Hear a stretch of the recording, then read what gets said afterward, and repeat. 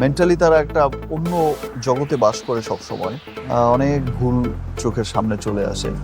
কি করব, যেটা হয়ে গেছে তো সেটা নিয়ে আর ভাবি যে সেটা অনেক কিছু তো চাইলেও চেঞ্জ করা সম্ভব না মানুষ। এবার বুবলিকে কঠিন হুঁশিয়ারি দিলেন শাকিব খান, যেটা শোনার পর একেবারে থমকে গেলেন এই অভিনেত্রী।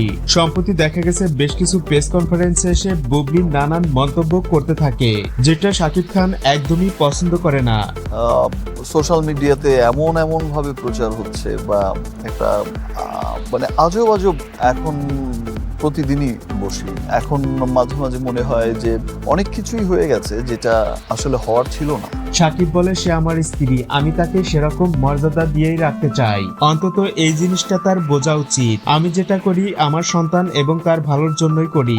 এখন তিনি যদি এসব মানতে না পারে তাহলে অবশ্যই আমার ব্যবস্থা গ্রহণ করতে হবে।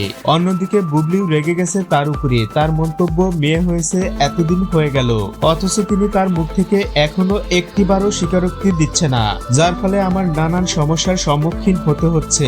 এভাবে আর কতদিন চলবে জানি না। আমি চাই তিনি যেন অতি শীঘ্রই এর একটা ব্যবস্থা করে।